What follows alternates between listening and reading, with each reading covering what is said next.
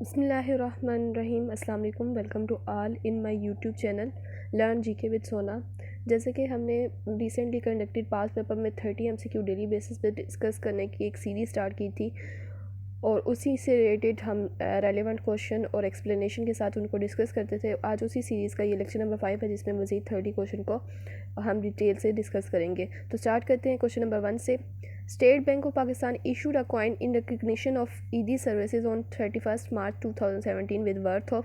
State Bank of Pakistan ने 2017 में ED services को रिकगनाइज़ करने के लिए एक कॉइन इशू किया था। हमने उसकी वर्थ बतानी है, तो ₹50 का कॉइन इशू किया गया था। अब ज़्यादा इंपॉर्टेंट क्या है 2017 के ईयर कौन सा था, ठीक है, और वर्थ कितनी थी 50। किस बैंक ने इशू किया, स्टेट बैंक ऑफ पाकिस्तान ने। किसकी सर्विसेज को रिकगनाइज़ करने के लिए, ED सर्विसेज को। अब इससे रेलिवेंट जो क्वेश्चन बनते हैं वो भी डिस्कस कर लेते हैं। स्टेट बैंक के बारे में अक्सर पेपर में पूछे जाते हैं। स्टेट बैंक ऑफ पाकिस्तान ये 1 जुलाई 1948 को इनाग्रेट किया था कायद-ए-आज़म मोहम्मद अली जिन्ना ने। पहला क्वेश्चन ये हो गया। फर्स्ट गवर्नर थे स्टेट बैंक ऑफ पाकिस्तान के जाहिद हुसैन, जिनका ड्यूरेशन है 1948 से 1953 तक, यानी कि इन्होंने as a first governor of State Bank serve किया था 1948 से 1953 तक। Current governor of State Bank of Pakistan है doctor Raza Baqir. Deputy governor का वैसे अभी तक पेपर में पूछा नहीं गया, लेकिन एक्सपेक्टेड है, तो इस वजह से मैं बता देती हूँ। डिप्टी गवर्नर है सीमा कामिल।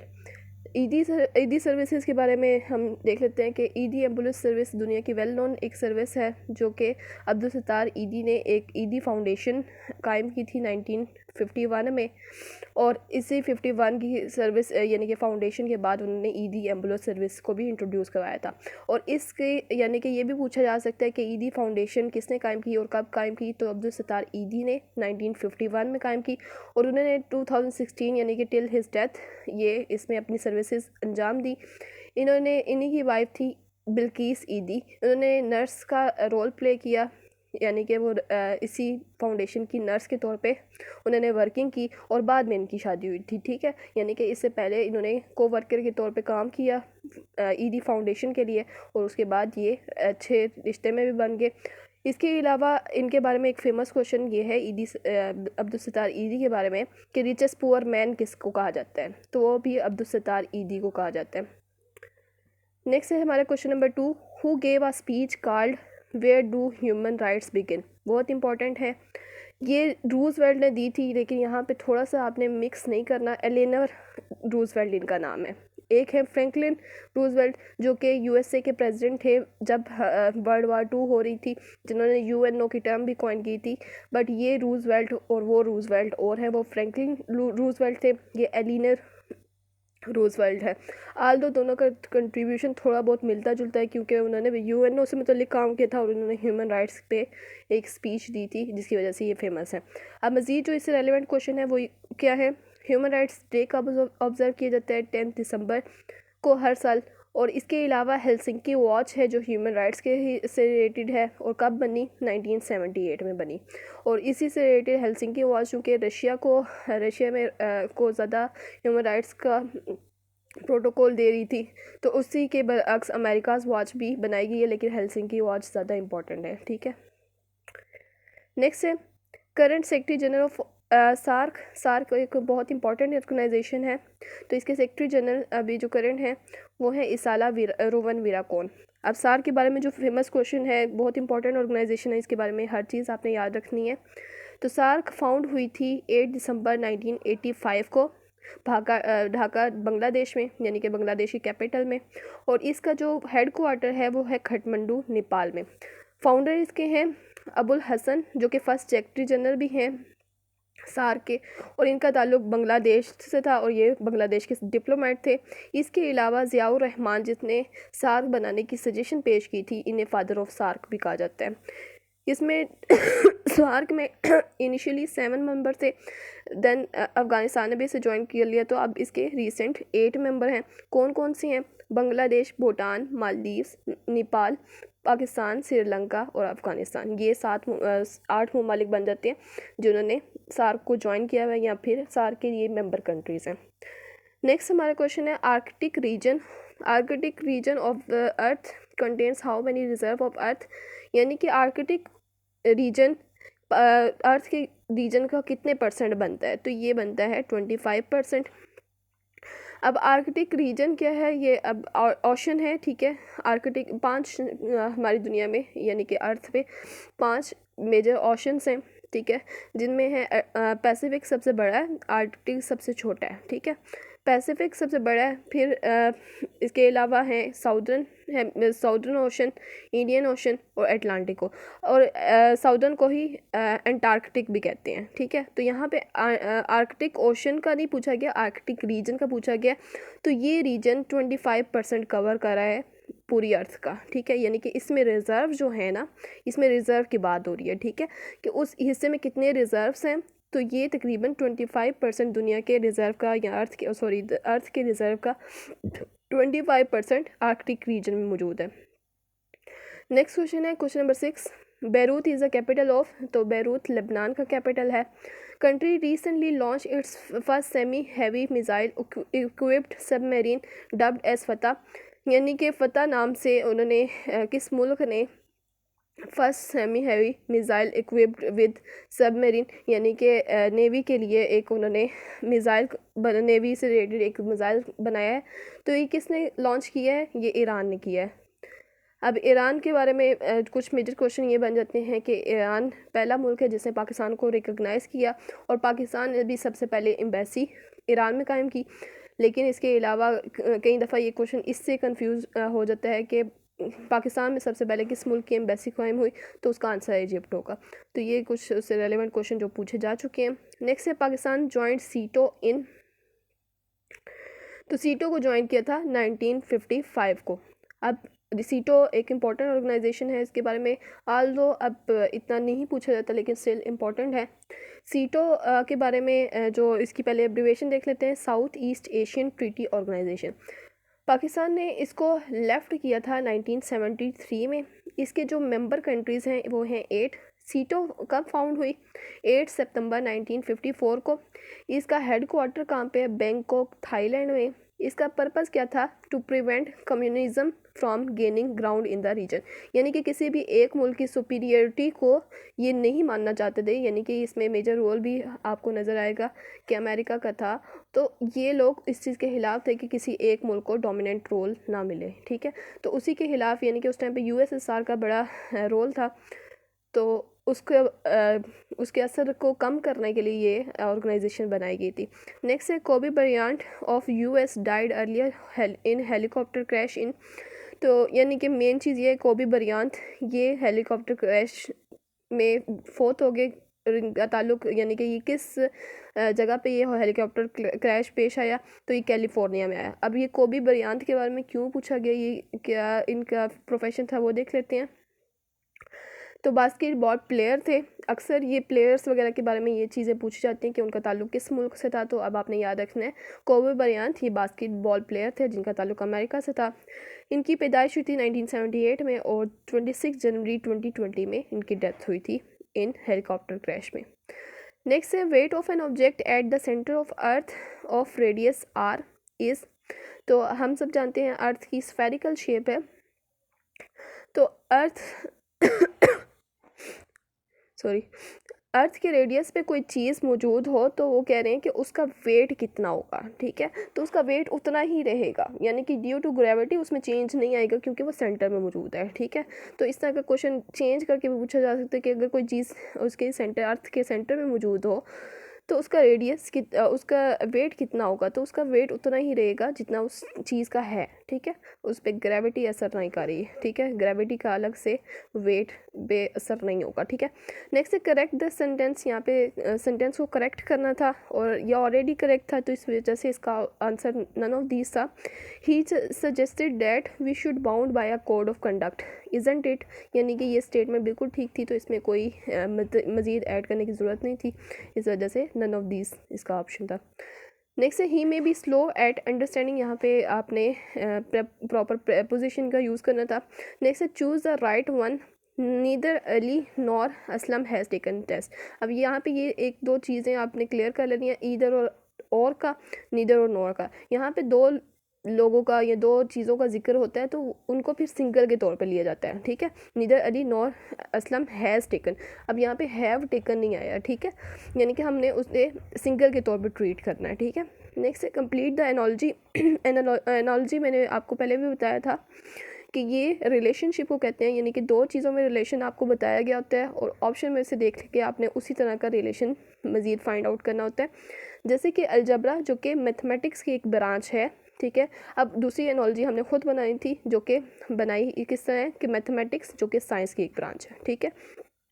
आज लोग कुछ लोग अब इससे एग्री करेंगे, कुछ लोग नहीं भी करेंगे, लेकिन साइंस के अंडर ही मैथमेटिक्स का कंसेप्ट आता है, इसी वजह से हम MSc मैथ्स कहते हैं, ना कि MA मैथ, ठीक है। नेक्स्ट है do you think we won a match. अब यहाँ पे करेक्ट साइन यूज़ करना था। जो भी स्टेटमेंट WH वर्ड से शुरू हो रही होती हैं या फिर हेल्पिंग वर्ब जिनके स्टार्ट में आ जाता है वो ज़्यादातर क्वेश्चन वाली स्टेटमेंट होती हैं, यानी कि इंटरोगेटिव सेंटेंसेस होते हैं और उनके एंड पे क्वेश्चन मार्क आता है। नेक्स्ट है correct meaning of the idiom. हम इडियम दिया हुआ था स्पिल द बीन्स, तो इसका मतलब होता है टू रिवील द सीक्रेट, राज फाश करना। नेक्स्ट है choose a sign, choose the correct sign to be used. Wow what a gold weather, तो ये इस तरह के एक्सक्लेमेटरी सेंटेंसेस के आगे एक्सक्लेमेशन का मार्क आता है, तो वो मैंने आपको बता दी कि किस जगह पे वो प्लेस होगा। Antonym of callose. कैलोस का पहले मीनिंग देख लेते हैं मीनिंग देख लेते हैं। कैलोस का मतलब होता है हार्टलेस, हार्ड, कोल्ड हार्टेड, यानी कि सख्त तबीयत का इंसान, उसको हम कैलुअस कहते हैं। तो इसमें एंटोनिम पूछा गया, यानी कि मुतज़ाद हमने बताना है, तो इसका कैलुअस का ऑपोजिट होगा या एंटोनिम होगा काइंड। चेंज नरेशन, यानी कि हमने डायरेक्ट को इनडायरेक्ट में चेंज करना है। The old lady said to her son is it not your duty to help me in my old age. तो यहाँ पे इसको जब चेंज करना था तो इसका राइट आंसर बनता था the old lady asked her son if it was not his duty to help her in her old age, ठीक है। नेक्स्ट है सिनोनिम ऑफ रेक्टिफाई। रेक्टिफाई का मीनिंग देख लेते हैं। वैसे ही राइट ही यहाँ पे राइट करना, करेक्ट करना, अमेंड करना, किसी चीज़ को ठीक कर लेना, ये सिनोनिम बन जाते हैं रेक्टिफाई के। तो यहाँ पे करेक्ट ऑप्शन था तो वो फिर मार्क किया। नेक्स्ट है एंटोनिम ऑफ किथ। किथ कहते हैं किससे, आप देख लेते हैं। फैमिली, फ्रेंड्स, रिलेटिव्स को कहते हैं। तो किथ का मतलब यहाँ पे ये सॉरी एंटोनिम है, यहाँ पे पूछा गया, तो एंटोनिम इसका बनता है स्ट्रेंज, यानी कि रिलेटिव्स तो ज़्यादा वो होते हैं जो हमारे फेमिलियर होते हैं, जिनको हम जानते होते हैं। तो इसका एंटोनिम क्या बनेगा, स्ट्रेंज, यानी कि ऐसे लोग जो हमें ना जानते हों या फिर हम उनसे वाकिफ़ ना हो। नेक्स्ट है सिनोनिम ऑफ चिवलरस। तो इसका सिनोनिम बनता है गैलेंट। अब इसके मज़ीद मीनिंग भी बता देती हूँ, ताकि अगर इस तरह के इसके अलावा कोई ऑप्शन आ जाए तो फिर आपने उस सूरत में मीनिंग पता होगा तो इजीली आप मार्क कर सकेंगे। चिवलरस का मतलब होता है निडर, बहादुर। तो इसका जो सिनोनिम बनते हैं वो gallant, honourable, respectful, thoughtful, considerate, ठीक है। नेक्स्ट है John came later than I. अब यहाँ पे लेटर का आपने बताना है कि ये इसको किस के तौर पे यूज़ किया गया है, यानी कि ग्रामर में इसकी क्या वैल्यू है, क्या प्लेस है। तो यहाँ पे केम के बाद आया, यानी कि वर्ब की क्वालिटी को क्वालिफाई कर रहा है, यानी कि उसकी क्वालिटी को मज़ीद एक्सप्लेन कर रहा है, तो इस वजह से ये एडवर्ब है, ठीक है। जॉन मेरे बाद आया, ठीक है। यहाँ पे बाद में आना क्या है, यानी कि वर्ब के बारे में हम बता रहे हैं ना, बाद में आया, ठीक है, तो इसलिए ये एडवर्ब कहलाएगा। नेक्स्ट है I have no pride in my qualification. यहाँ पे प्रपोजिशन का यूज़ करना था तो इन यहाँ पे यूज़ होगा। नेक्स्ट कुछ क्वेश्चन मैथ से मुतल्लिक है। The average of 50 numbers is 30, यानी कि 50 नंबर्स हैं, डिफरेंट हो सकते हैं, ठीक है, तो उनका एवरेज बन रहा है 30। इफ़ टू नंबर्स, कौन कौन से नंबर हैं, 35 एंड 25 आर डिस्कार्डेड, यानी कि वो हटा लिए जाएँ, यानी कि 48 नंबर्स का फिर आपने बताना है कि बाकियों का एवरेज कितना बनता है, ठीक है।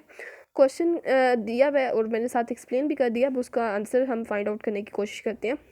वैसे तो इसको सिंपल तरीके से भी सॉल्व किया जाता है, बट मैं आपको बता देती हूँ कि किस तरह सॉल्व किया जा सकता है इसे। टोटल नंबर हमारे पास 50 दिए गए हैं, एवरेज ऑफ 50 नंबर्स, यहाँ पे सॉरी 30 आना था, तो 50 नहीं 30 है, ठीक है। एवरेज उन्होंने बता दिया हमारे स्टेटमेंट में ही कि 50 नंबर्स का एवरेज कितना बना, 30, ठीक है। तो दो नंबर जो डिस्कार्ड हमने किए हैं वो है 35 और 25। अब हम उन दोनों का देख लेते हैं, उनको मिला के वो बनते हैं 30, ठीक है, यानी कि 35 और 25 ये वैसे तो बनते हैं ना 60, ठीक है।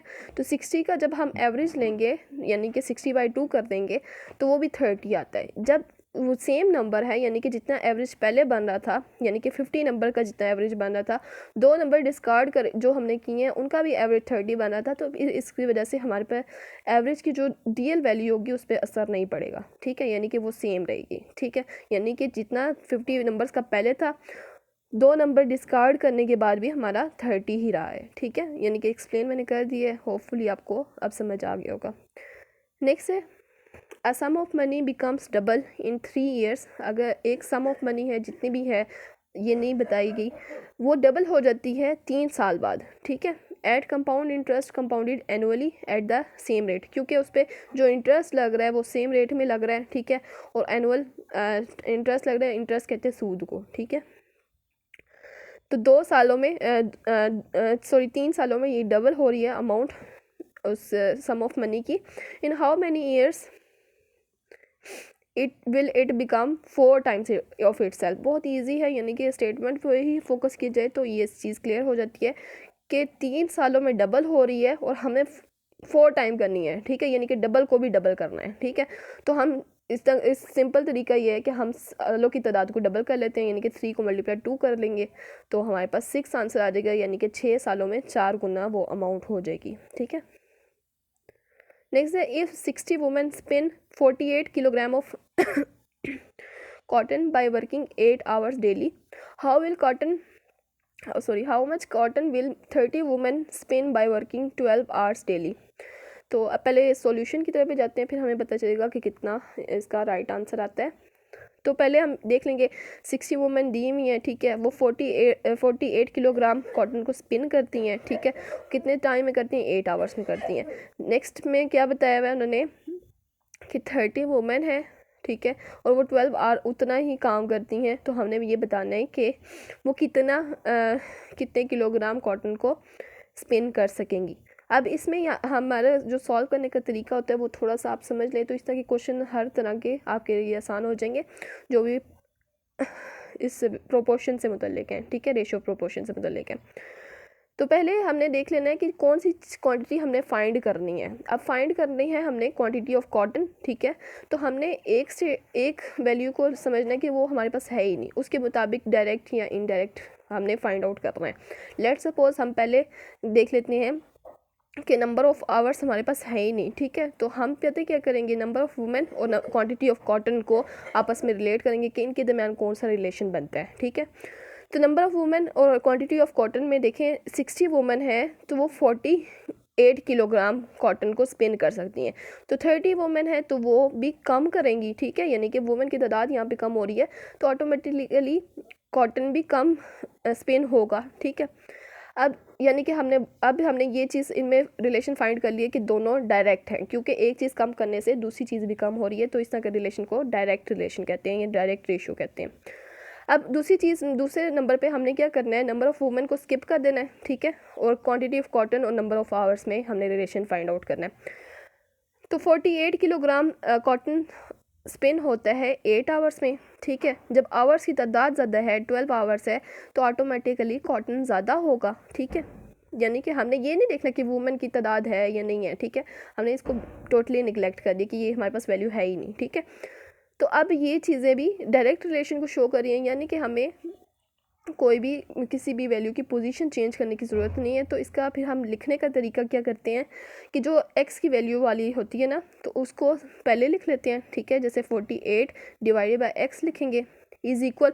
अब इसमें कोई रिस्ट्रिक्शन नहीं है कि आप पहले नंबर ऑफ़ वुमेन को पहले लिख लेते हैं या नंबर ऑफ़ आवर्स पहले लिखते हैं, ठीक है।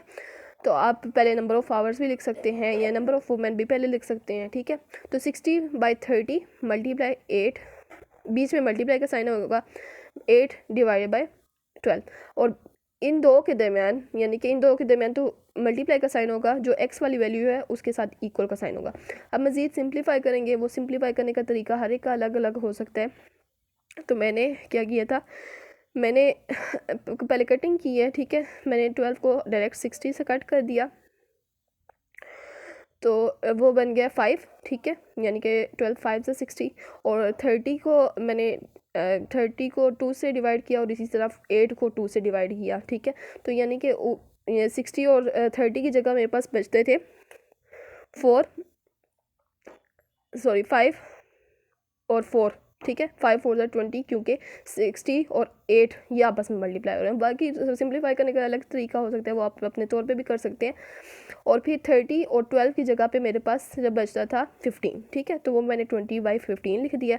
और फिर आप इनको क्रॉस मल्टीप्लाई करना है, यानी कि 48 को 15 से मल्टीप्लाई करना है और x को 20 से मल्टीप्लाई करना है। तो 20x इज इक्वल टू 48 × 15 हो जाएगा। फिर हमने चूँकि 20 तो हमें नहीं फाइंड करना, हमें तो x की वैल्यू फाइंड करनी है।